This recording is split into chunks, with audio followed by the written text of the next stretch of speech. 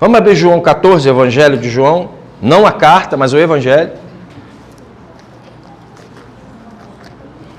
Eita, gente, só tem 25 minutos para pregar.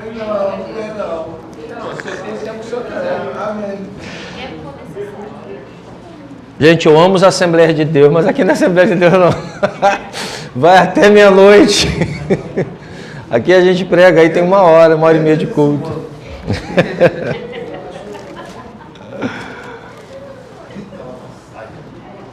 João 14. Evangelho de João 14. Diz assim. Tá baixo o microfone? Isso mesmo? Som. Tá beleza. 14:15. Diz assim: se vocês me amam, guardarão os meus mandamentos, e eu pedirei ao Pai, e Ele lhes dará outro Consolador, a fim de que esteja com vocês para sempre. É o Espírito da verdade, que o mundo não pode receber, porque não vê, nem o conhece. Vocês o conhecem, porque Ele habita com vocês e estará com vocês. Não deixarei que fiquem órfãos, voltarei para junto de vocês. Mais um pouco, e o mundo não me verá mais. Vocês, no entanto, me verão, porque eu vivo, vocês também viverão. Naquele dia vocês saberão que eu estou em meu Pai, que vocês estão em mim, e que eu estou em vocês. Meu irmão, dá um nó na cabeça com esse negócio, né? Aquele que tem os meus mandamentos e os guarda, esse é o que me ama. E aquele que me ama será amado pelo meu Pai. E eu também o amarei e me manifestarei a ele. Então Judas, não os Iscariotes, disse a Jesus: por que razão o Senhor se manifestará a nós e não ao mundo? Jesus respondeu: se alguém me ama, guardará minha palavra. E o meu Pai o amará, e viremos para ele e faremos nele morada. Então Jesus e o Pai fará morada naqueles que amam a Deus. Mediante quem? O Espírito Santo. Porque o Espírito Santo procede do Pai e procede do Filho. Olha a loucura, é nó. Quem me dera ao menos uma vez entender como só Deus ao mesmo tempo é três. Qual versículo eu parei? 24. Quem não me ama não guarda minhas palavras. E a palavra que vocês estão ouvindo não é minha, mas do Pai que me enviou. Tenho dito isso enquanto ainda estou com vocês. Mas o Consolador, o Espírito Santo, que o Pai enviará em meu nome, esse ensinará a vocês todas as coisas e fará com que se lembrem de tudo o que eu lhe disse. Deixo-vos minha paz, a minha paz vos dou, não lhe dou a paz como o mundo a dá. Que o coração de vocês não fique angustiados, nem com medo. Amém? Agora pulemos para o capítulo 16, verso 1. Fala essas coisas para que vocês não se escandalizem. Eles expulsarão vocês da sinagoga e até chegar a hora em que todo aquele que os matar pensará que com isso estará prestando culto a Deus. Isso farão porque não conhecem o Pai nem a mim. Mas estou falando essas coisas para que quando chegar a hora, vocês se lembrem de que eu já tinha dito isso para vocês. Versículo 7 agora, do capítulo 16. Mas eu lhes digo a verdade, é melhor para vocês que eu vá, porque se eu não for, o Consolador não virá para vocês. Mas se eu for, eu enviarei a vocês. Quando ele vier, convencerá o mundo do pecado, da justiça e do juízo. Do pecado porque eles não creem em mim. Da justiça porque eu vou para o Pai. E vocês não me verão mais. Do juízo porque o príncipe deste mundo já está julgado. Amém? Esses textos básicos falando sobre a vinda do Espírito Santo para que a gente possa entender. Senhor, não me atrevo a pregar a Tua palavra sem o poder do Espírito Santo. Ele é capacitador, Ele é que convence os corações, e sem o Senhor nada posso fazer. Por isso, Senhor, eu peço em nome de Jesus que haja graça e poder do Espírito Santo. Que haja derramamento do Espírito Santo e selagem dele no coração das pessoas. Porque ele é o símbolo dentro do nosso coração, Pai. É a nova aliança, é firmada nele. É ele que é o penhor da nossa herança. Fala com cada um de nós em nome de Jesus. Amém, Senhor.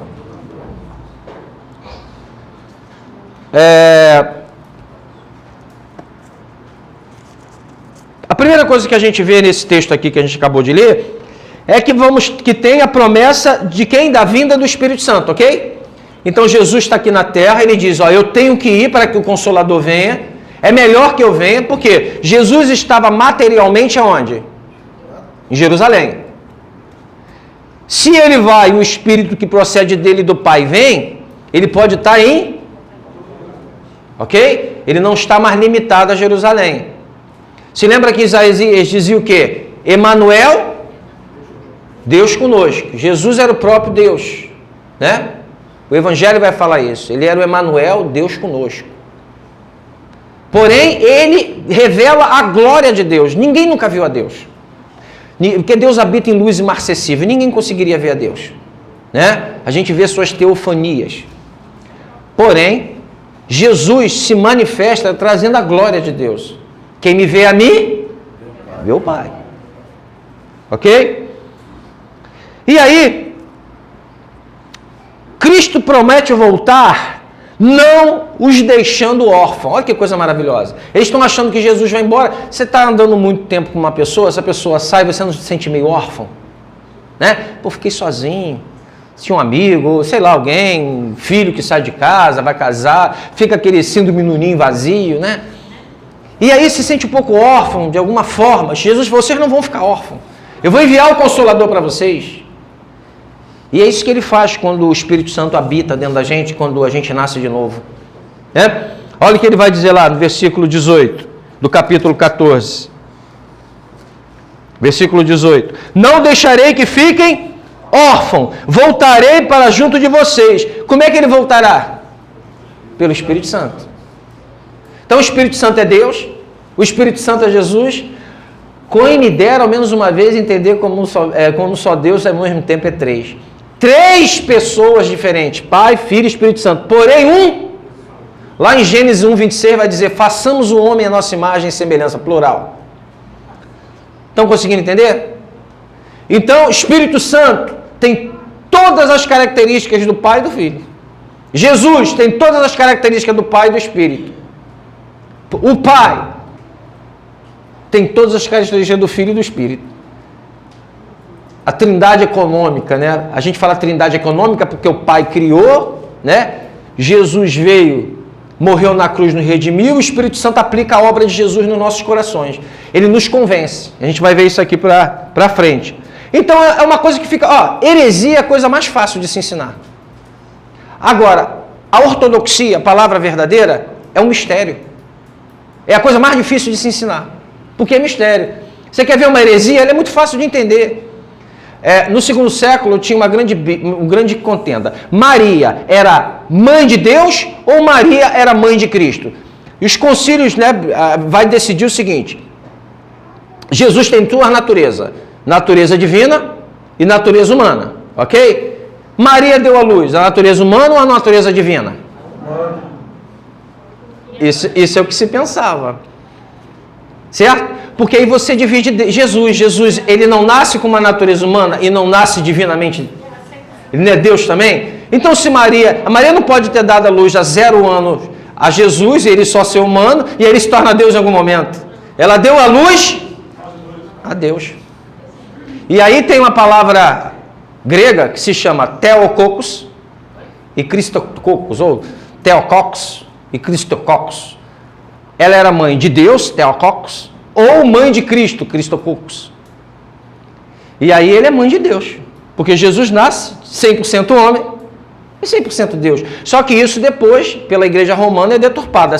Eles usam uma coisa dentro da filosofia chamada lógica. A gente, na conversa, a gente usa muita lógica, certo? A gente diz assim, Jesus era Deus. Maria é mãe de Jesus. Logo, Maria é mãe de Deus. E eles usam Theotokos de uma maneira a colocar Maria como até anterior a Deus. É como se ela tivesse dado luz a Deus. Deu para entender? Não, Maria é mãe de Deus, porque Jesus é Deus, então ela tem que ser mãe de Deus.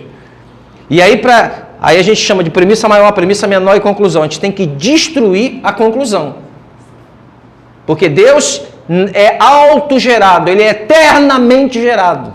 Ele nunca teve um criador. Deu um nozinho aí? Deu, né?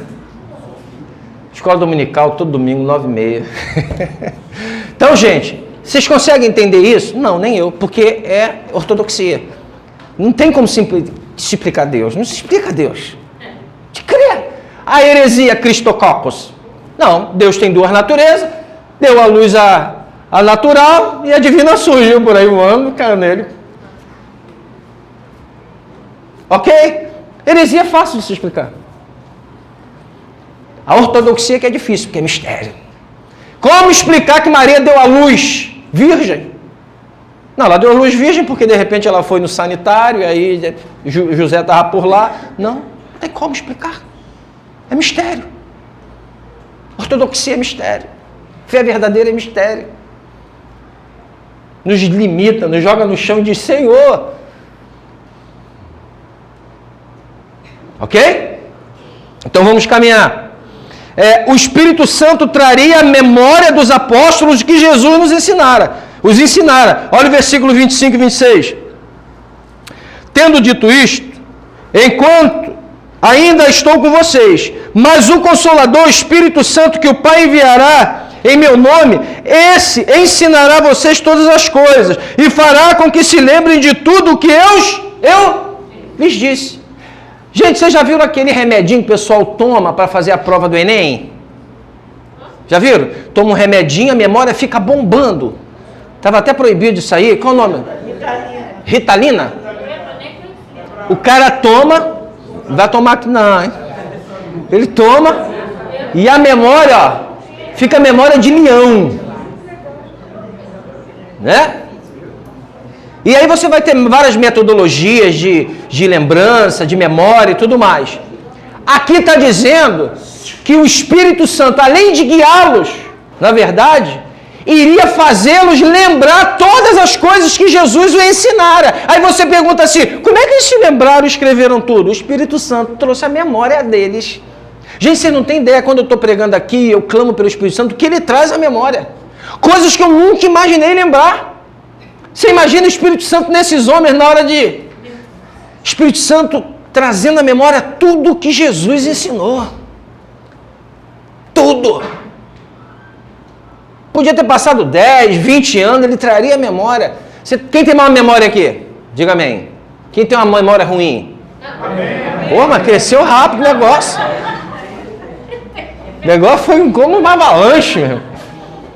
Você já sabe onde vai buscar a tua boa memória. Não, não é ribovitamina não. Não fica na horizontal. Vai para vertical.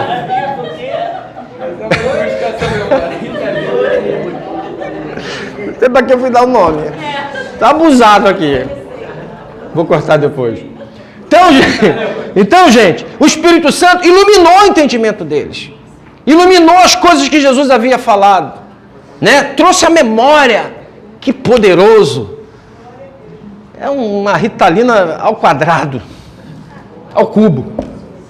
Amém? Amém. Então vamos lá. O Espírito Santo convencerá da verdade quando Cristo se ausentar. Capítulo 16, verso 7 e 9. Vamos lá ler. Olha, isso aqui é lindo. Mas eu lhe digo a verdade. É melhor para vocês que eu vá, porque se eu não for, o Consolador não virá para vocês. Mas se eu for, eu enviarei a vocês. Quando ele vier, convencerá o mundo do pecado. Você acha que você convence alguém de pecado? Alguém entra na igreja e você fala, tu está errado, você não deve falar isso. Aí o pai fala, meu irmão, para com isso. Aí a pessoa não consegue. Aí chega outro, olha só, você está no caminho errado. E a pessoa não sente nem dor. E aí? Então o Espírito Santo vem e convence a pessoa de que ela está pecando. Só ele pode convencer. Por isso você não tem que ficar jogando pecado dos outros na cara dele. Você pode até orientar, você pode exortar, mas só o Espírito Santo pode convencer o homem. Amém. Se ele não fizer, ninguém faz, meu amigo. Então vai, em vez de ficar falando da pessoa em relação ao pecado dela, fala com o Espírito Santo sobre o pecado dela para que o Espírito Santo a convença. Pecado, da justiça e do juízo. Aí ele vai explicar aqui, do pecado porque eles não creem em mim. Então o maior pecado é não crer em Jesus, como Senhor e Salvador, como o próprio Deus, vindo a esse mundo morrer pelos nossos pecados, pagar o preço da nossa iniquidade, sofrer o castigo que era meu, sofrer a ausência de Deus lá, Lamá sabactani. Senhor, por que me abandonaste? Sentir a ausência de Deus. Sabe o que é sentir a ausência de Deus por causa de mim, de você? Porque naquele momento nosso pecado estava sendo lançado sobre ele.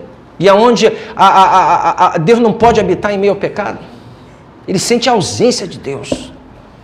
Ele sofre a minha dor, ele é castigado no meu lugar, ele é moído. Aquela dor que vocês viram ele sofrer na cruz, que o Mel Gibson colocou lá, né, na Paixão de Cristo, aquilo não é nada comparado com a ausência interna. Você sabe por que muitos jovens se cortam?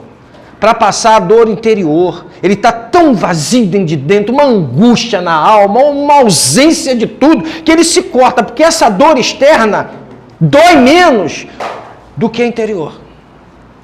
Você sabia disso? Você acha que a maior dor de Deus foi aquela que ele sofreu externamente? A dor dele foi a ausência do Pai. Amém.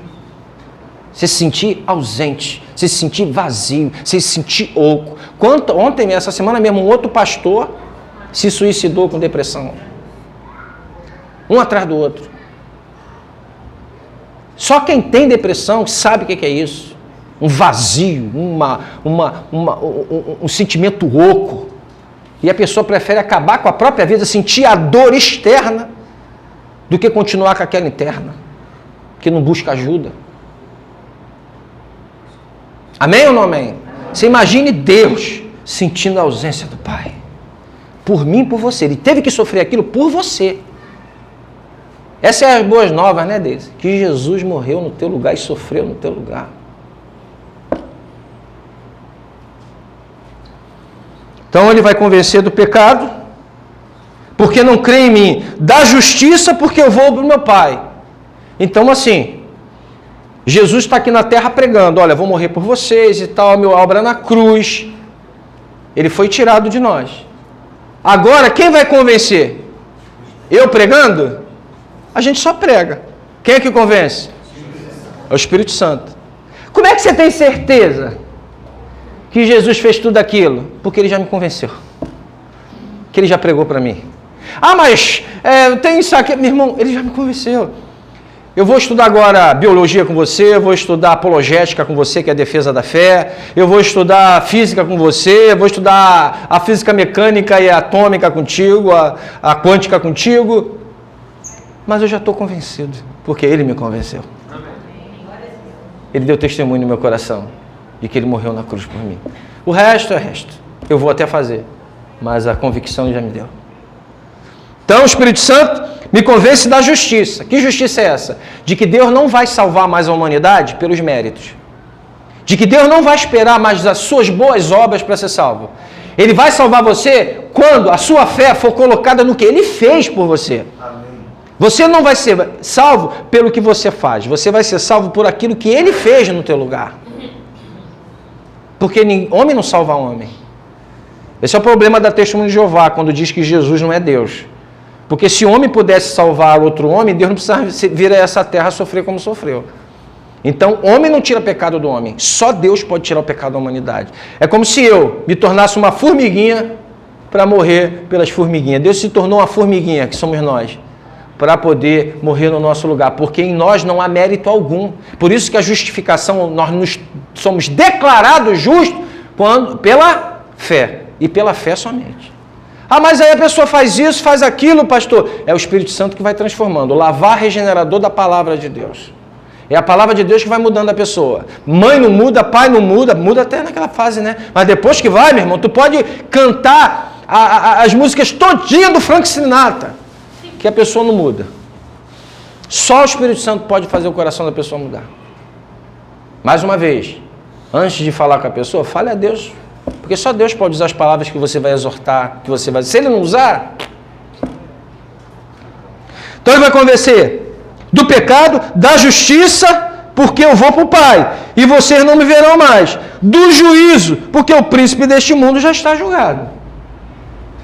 Satanás não vai ser julgado, ele já está julgado, já está condenado. Já me perguntaram se a gente não pode pregar para Satanás, né?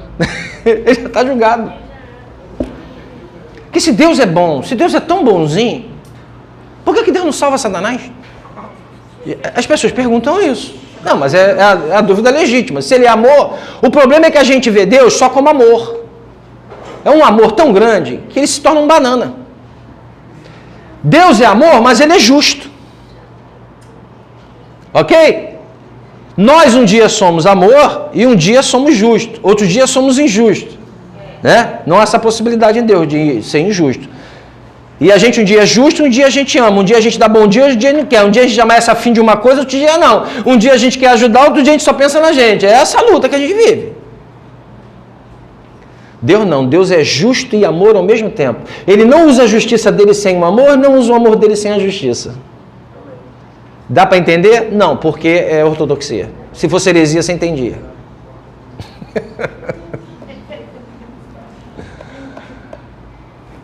Os atributos de Deus estão junto com ele, andando. Você já viu aquela coisa do prótons, elétrons e nêutrons, quando faz assim? É assim que Deus funciona. Tudo junto. Ok? Segundo, essa promessa se cumpre no Pentecoste. Beleza? Então ele falou que o Espírito vai vir. Ele tem que vir. Ele vai chegar. Ele se cumpre onde? No Pentecoste. Abra comigo Lucas 24, porque a gente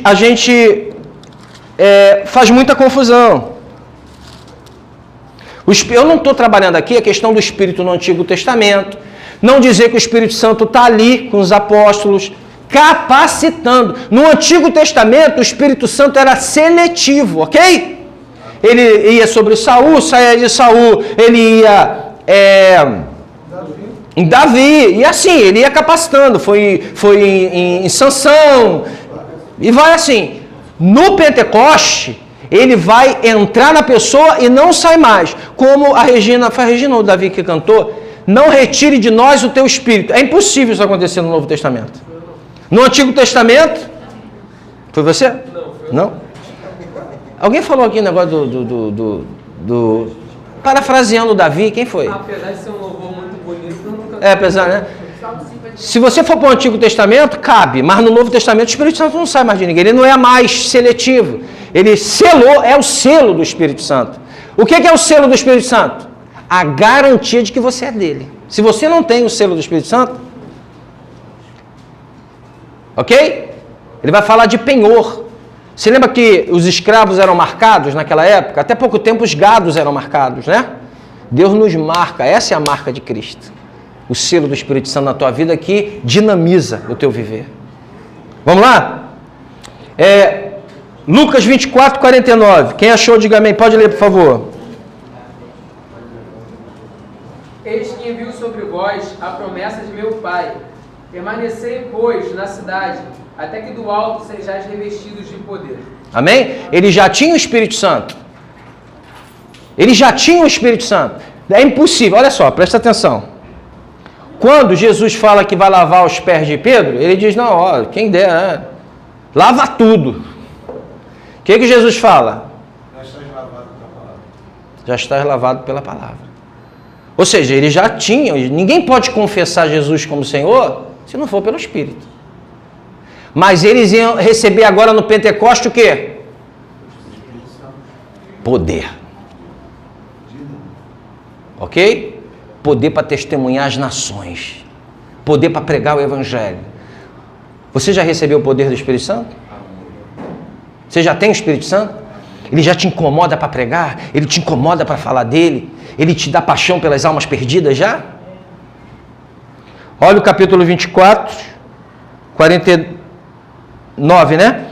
Eis que envio sobre vocês a promessa do Pai. Permaneçam, por na cidade, até que vocês sejam revestidos do poder que vem do alto.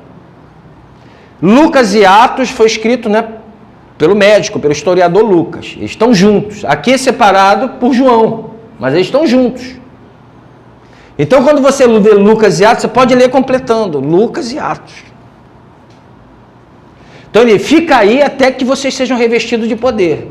Vamos lá para o capítulo 2 de Atos. Aqui vocês vão ver acontecendo o negócio. Tá dando para explicar, gente? Ou tá confuso? Tem uma promessa, eu mostrei promessas para vocês em João 14, 15 e 16. João 14, 16. Certo? Agora, a promessa vai se cumprir. Vamos lá. Ao cumprir-se o dia de Pentecostes, o que é a festa do Pentecostes? O que é o dia de Pentecostes? Quem se lembra? 50 dias após a Páscoa. 50 dias após a Páscoa. Ok? Que vinha no meio o quê? O que vinha no meio? Qual era a festa que vinha no meio? 4 semanas. Das cabanas, né? Das cabanas. O Israel ficava do lado de fora, o povo ficava do lado de fora para relembrar que eles ficaram no Egito também ao lento. Ok? Então vem a festa do Pentecostes. Na festa do Pentecostes, 50 dias depois da Páscoa, o Espírito Santo desce. Olha o que diz lá. Ao cumprir-se o dia de Pentecostes, estavam todos reunidos no mesmo lugar. Mesmo. De repente, veio do céu um som, como de um vento impetuoso, e encheu toda a casa onde estavam sentados. Foi o quê? De repente. O Espírito Santo vem quando quer. Ele é Deus. Mas o que a gente pode fazer é orar. Ele vem quando quer. E apareceram-lhe distribuídas entre eles línguas como de fogo, as quais pousaram sobre cada um deles. Todos ficaram cheios do Espírito Santo e começaram a falar em outras línguas, segundo o Espírito que lhe concedia que falassem. Segundo o Espírito lhe concedia? Então o que eu entendo aqui? Existia uma clareza no idioma. Vamos ver isso aí completando lá?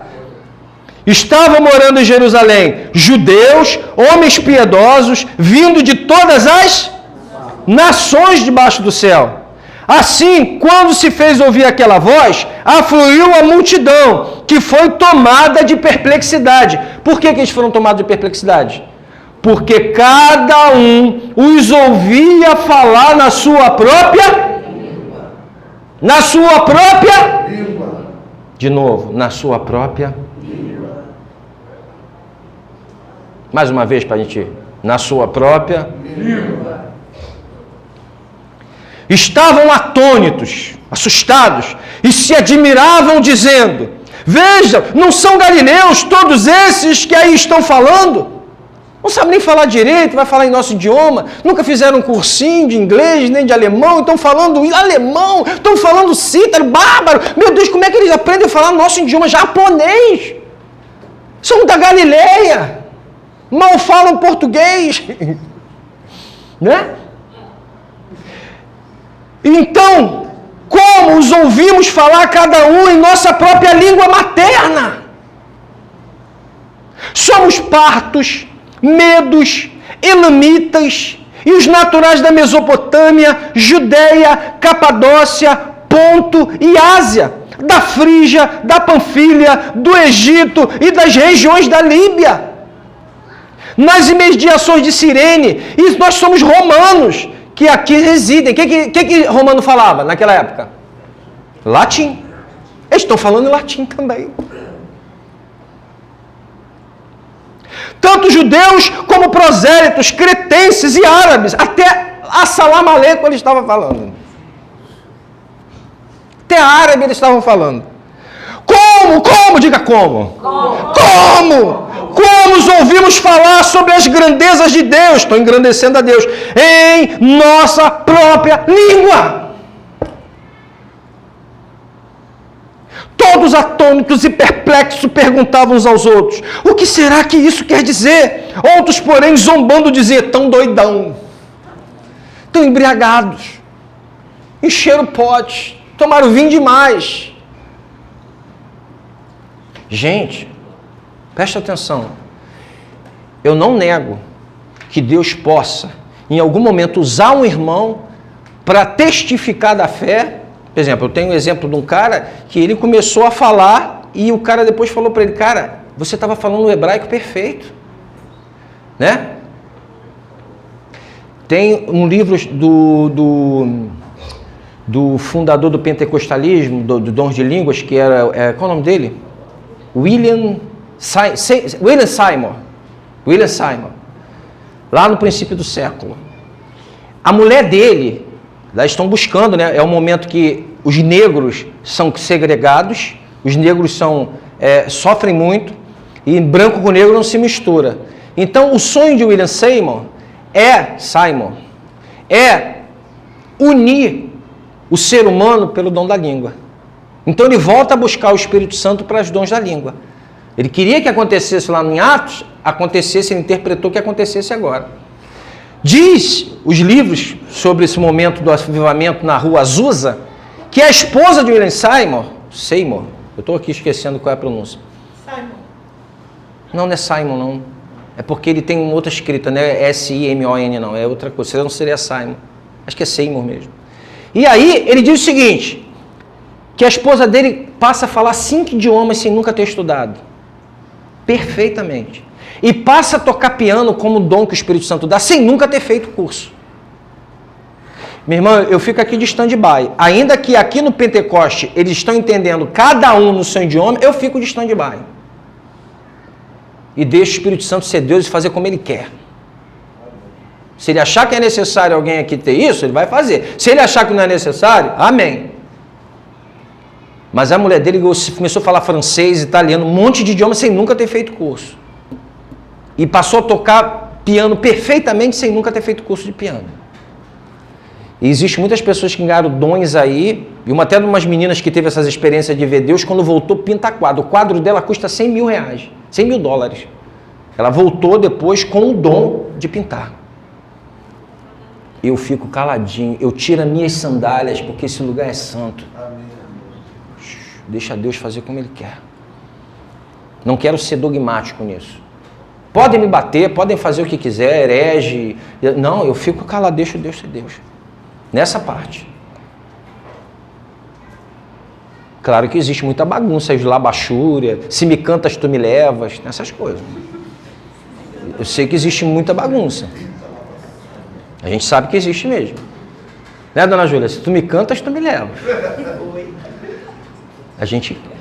Existe muita bagunça, porque a pessoa repete. Mas o original eu não vou questionar. A raiz, o samba de raiz é maravilhoso. Pega o que sobrou dele. Meu Deus do céu. Você pegar o funk de raiz, ele era uma contracultura, era lutando com aquilo que eu só quero. Agora pega o restante. Batidão. Tudo que vem depois é um problema.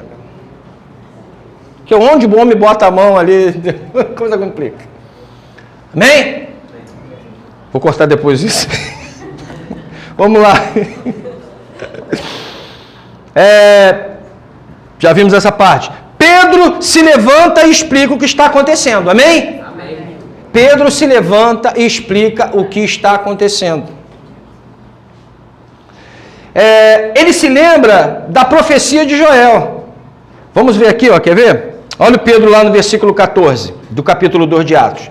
Então Pedro se levantou junto com os 11, e erguendo a voz, dirigiu-se a multidões nesses termos: homens da Judéia e de vocês que moram em Jerusalém, tomem conhecimento disto e prestem atenção no que vou dizer. Estes homens não estão bebão, não estão doidão, não estão bêbados, não estão embriagados, como vocês estão pensando, porque são apenas 9 horas da manhã. Por isso que a NAA já te dá a hora, aí deve estar dizendo que é a terceira hora, né? Aqui já dá direitinho a NAA. Porque são 9 horas da manhã. Mas o que está acontecendo é o que foi dito por meio do profeta Joel. 2 pontos, ele vai falar, abre aspas, ele começa a falar aí o que o profeta Joel falou. Ok? Então vamos ver na íntegra o que o profeta Joel falou. Abre lá no livro de Joel, depois de Oséias.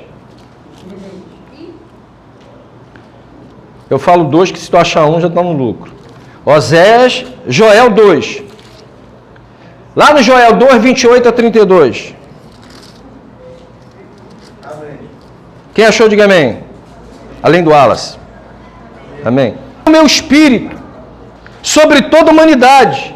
Os filhos e as filhas de vocês profetizarão. Os seus velhos sonharão. Os seus jovens terão visões. Até sobre os servos e as suas servas.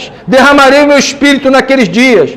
Mostrarei prodígio no céu, na terra, sangue, fogo, coluna de fumaça. O sol se transformará em trevas e a lua em sangue, antes que venha o grande e terrível dia do Senhor. Olha aí a ideia, está em Joel. Centenas de anos antes de Jesus vir. Centenas de anos antes de Jesus vir, está profetizado em Joel. Agora vamos ver se é isso que diz lá em Atos. Volta para o Atos 2 lá. Oi? Vê se é isso que ele vai dizer em Atos 2. E acontecerá nos últimos dias, diz Deus, que derramarei o meu espírito sobre toda a humanidade. Os filhos e as filhas de vocês profetizarão. Os seus jovens terão visões. E aos velhos sonharão. E os velhos sonharão. Até sobre seus servos e sobre minhas servas derramarei o meu espírito.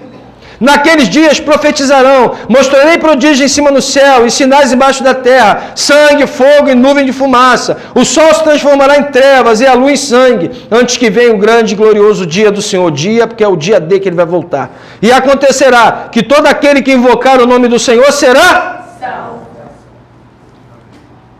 Então o Espírito Santo é derramado em Atos dos Apóstolos como cumprimento a quê? Joel. Centenas de anos antes. E Pedro explica isso para eles. Isso aí é profecia que estava em Joel, está acontecendo agora. Jesus foi na cruz do Calvário, ele morreu por vocês, ele entregou a vida por vocês, vocês não podem se salvar, ele veio a esse mundo pagar e sofrer o teu castigo. E ele explica isso para ele. Até que chega lá no capítulo 37, 2:37, ele está pregando Jesus, ele está falando que aquele ali é o cumprimento. Olha o que ele diz. Quando ouviram isso que? Falando de Jesus, que Jesus era o Messias prometido. Ficaram muito comovidos e perguntaram a Pedro e os demais apóstolos. Essa palavra comovido, eu acho fraca para a convicção de pecado que eles tiveram. Eles tiveram uma convicção de pecado, uma dor. Sabe quando alguém está debaixo de convicção de pecado? O cara, se bobear, ele se rasteja de tanta dor na alma que ele sente. Quando ouviram isso, ficaram muito comovidos e perguntaram a Pedro e aos demais apóstolos: o que faremos, irmãos? Pedro respondeu: aqui está o caminho da salvação. Arrependam-se e cada um de vocês seja batizado em nome de Jesus Cristo para a remissão dos seus pecados, e vocês receberão o dom do Espírito Santo. Porque a promessa é para vocês e para seus filhos e para todos os que ainda estão longe, isto é, para todos aqueles que o Senhor nosso Deus chama. Que maravilha! Essa é a promessa do Pai, o Espírito Santo para todo aquele que se arrepende dos seus pecados e crê que Jesus morreu por eles, que Ele foi o nosso substituto, que sofreu a nossa morte. Ele envia o Espírito Santo e você nasce de novo. Tudo que pai ensinou, mãe ensinou, tio, marido, chefe, capitão, tudo aquilo que não entrava, o Espírito Santo vem e muda. Aí a pessoa, o cara está na igreja, não está na igreja não, é o Espírito Santo que está nele. Ele se tornou uma nova criatura. Ele nasceu de novo. O Espírito Santo, a Bíblia diz assim, como Deus disse, haja luz. No início de todas as coisas, ele disse, haja luz aqui dentro, a luz do Evangelho brilhou nos nossos corações. O mesmo poder que ressuscitou Jesus habita em nós agora. Essa é a promessa. Por isso que você hoje não tem mais prazer no pecado, é por isso que você ama a Deus, é por isso que você hoje abriu mão de tudo. O pecado que te dominava, ele arrefeceu, porque o Espírito Santo tomou a frente. Ainda que agora você vai ter que lutar, espírito e carne, vai carregar um defunto na tua cintura. Porque o velho homem quer sempre pular. Você vai carregar um defunto na cintura. Mas você já não é mais a mesma pessoa. Você pode até não ser aquilo que você gostaria de ser, mas que você não é mais aquilo que foi, você não é. Amém. Essa é a promessa do Pai. O Espírito Santo habitando em vocês para dar testemunho, para viver uma vida de santidade. Ontem eu falava com o Romero e eu falei para ele, as pessoas vão para a igreja e falam, não, agora eu não fumo mais. Não, agora eu não vou dar mais volta nos outros, não vou passar mais cheque sem fundo. Aí fica naquela ali, primeiro problema que vem, faz. Porque não tem força para resistir. Está tentando mudar pela sua própria força. Não, agora eu vou parar com isso aqui. Não, vou parar. Isso aqui eu não faço mais. Aí vem o problema, a pessoa faz a mesma coisa. Por quê? Porque o Espírito Santo, eu dei esse exemplo para ele, o Espírito Santo é como um coquetel. Sabe quando você está batido na cama, com gripe ou com dengue? Você está arriado lá. Aí o cara vai te dar um coquetel. Também vou cortar. Você vai lá, você dá um coquetel. Né? Você dá um coquetel. A pessoa faz o quê? Sanção, meu amigo. Caramba, meu irmão, vamos lá fazer. É natural ou ela está forçando? Natural. Ela ganhou o ânimo, ela está fazendo naturalmente. Ok?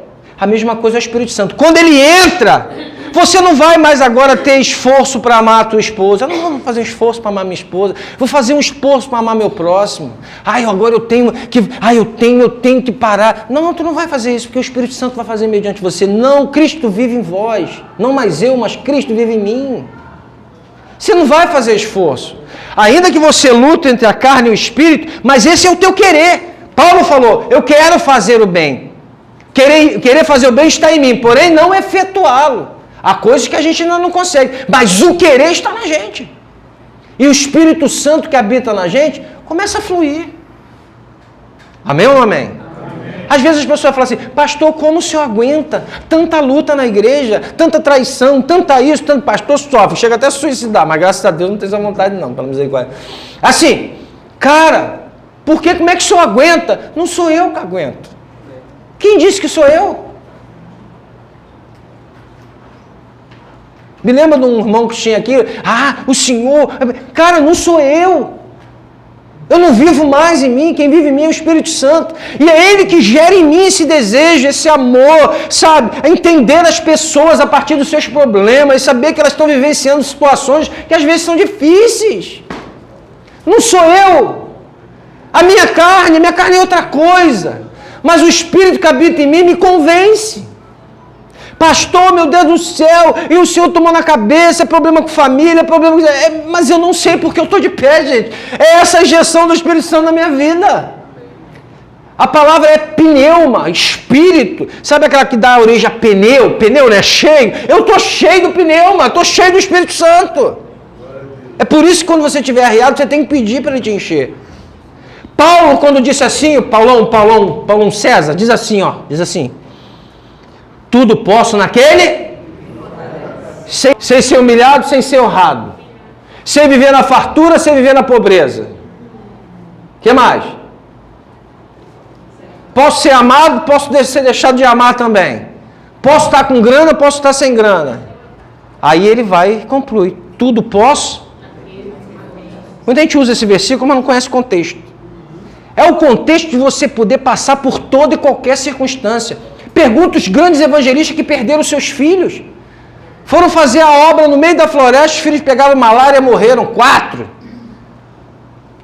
E o cara continuou pregando. Por quê? Tu acha que é ele? Você tem ideia, se ele estiver na carne, é ele. Não estou falando que ele não se entristeceu, não estou falando que ele não... Mas esse amor, isso que fica provado na tua alma, que tu ama mais a Deus do que todas as coisas. Cara, quando você passa por um problema na tua vida e você chuta o balde com Deus, isso está mostrando que ainda você não tem o Espírito Santo. Porque quem tem o Espírito Santo, ele começou a boa obra e vai terminar. Ele começa e termina. Você pode se abater. Você pode chorar, você pode ficar um tempo de molho, mas não dá. O Espírito Santo em você, ele faz você voltar, porque é ele que te dá força, vigor. Ele dá isso para o ímpio, imagine para nós. Se lembra lá em Atos? Ele que te dá saúde, vigor, força para trabalhar. É ele que te dá, faz isso com quem não é cristão. Imagine conosco, é ele que nos mantém de pé. Sabe que às vezes eu me sinto um grande João Bobo, aquele cara do posto de gasolina, que eu só estou de pé por causa dele. Que se não é ele, meu irmão, quando eu vou para cá, eu não volto. É ele que te dá o dínamo. A palavra dinamite vem de dínamo. Dínamo, Espírito Santo. É ele que te dá o poder. Essa luta. Por isso que Paulo Jesus falou, cara. Eles não vão aguentar. Quem não tem o Espírito Santo não aguenta. Porque é sobre-humana a dor. Você está entendendo? Você está entendendo isso ou não? Você não vai conseguir manter a vida cristã nunca, meu camarada. Porque isso não é coisa humana, é espiritual, é Ele que te mantém de pé. Perdendo filho, perdendo casa, perdendo tudo, perdendo mulher, perdendo geral, mas é Ele que te faz ficar de pé. É Ele. Ele começou a boa obra e termina. Ele que é a doutrina da perseverança dos santos. Eles vão perseverar. E se a pessoa sair? Ela saiu porque nunca foi dos nossos. Não estou falando de sair de igreja, você pode ir para uma igreja e para outra. Não é isso que eu estou falando. É sair da presença de Deus. Se saiu é porque nunca foi. A parábola da semente não fala isso? Caiu no meio da rocha, ficou feliz durante um tempo, 10 anos e tal, depois saiu. Porque não era. A outra caiu no meio dos espinhos, aí começou a querer ganhar dinheiro demais, ficar feliz, ficar rico, conquistar o mundo e tal. Sufocou, não cresceu. Mas aqui caiu no bom terreno, e quem é que preparou esse terreno foi o Espírito de Deus. Frutifica 100, a 60 e a 30 por 1. A vida espiritual não é para viver na sua carne, é você que tenta fazer nada. Você vai tentar 6 meses, 7 meses, 8 meses, mas você não vai conseguir. É o Espírito Santo que te mantém de pé. Amém. Enquanto você não entender isso, você vai viver uma religião. E para terminar, Efésios vai falar dessa marca. Efésios 1:13. Nele também vocês, depois que ouviram a palavra da verdade, o evangelho da salvação, tendo também nele crido, receberam. Receberam o quê? O selo. Passa a ser a marca da nova aliança, o Espírito Santo. Recebeu o selo do Espírito Santo, da promessa que Deus fez. O Espírito é o quê? Penhor. Já foi na Caixa Econômica penhorar uma joia? Eles te dão uma cautela e você fica com aquilo ali, porque é a garantia de que você vai voltar para resgatar. Eu já falei isso aqui há pouco tempo. Você não tem que saber se você tem o Espírito Santo. Você tem que saber se o Espírito Santo tem você. E sabe quando você sabe se o Espírito Santo tem você? Quando você faz a vontade do Pai e não a tua. É simples. O Espírito é o penhor da nova aliança, até o resgate da sua propriedade. Que é a propriedade dele? Nós. Em louvor da sua glória. Em louvor da sua glória. Nós fomos comprados com um novo sangue, nos tornamos dele, nós somos servos dele. Sabe por que o pastor, agora o padre usa, mas quem criou isso foi os pastores holandeses? Sabe por que ele usa aquela glória clerical aqui? Quem sabe? É o símbolo de servo. O servo não usava uma gargantilha aqui para prender? O escravo não usava? Então, aquilo ali significa que ele é servo. Por isso que eu falei com o Homero, este teu servo está aqui. Eu sou servo de vocês. Vocês devem ser servos uns dos outros. A gente só quer ser servo de Deus. Vocês têm que servir um ao outro. Por isso que ele fez o lava-pé lá, né? Para mostrar, nós tem que ser servos um do outro. Eu sirvo a igreja, eu sirvo vocês. A igreja que eu digo não é isso aqui não, tá? Isso aqui é só cimento e estou falando, vocês são o templo do Espírito Santo. Vocês são a igreja. Eu tenho que ser servo de vocês. Quem quer ser maior, seja o quê? Sirva. Quem quer ser maior aqui no reino de Deus? Sirva. É tudo contrário no reino de Deus. É tudo contrário, é contra a cultura. E algumas igrejas já abaixaram a cultura. Quem quer ser servo? Quem quer ser o maior, pastor, tudo lá, né? Eu sou o menor de vocês, o maior dos pecadores. O que mais necessita da misericórdia de Deus aqui começa comigo. Eu não tomo uma decisão sem participar aqueles que estão na liderança comigo, ou quem também não está, eu converso. Por quê? Porque eu não sou Deus. Como viu ontem o cara que se suicidou escrevendo, eu também sangro. O problema é botarem pastores e padres como se ele não sangrasse. Eu também sangro.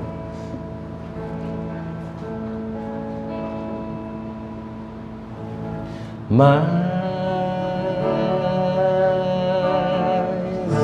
Vai lá, David.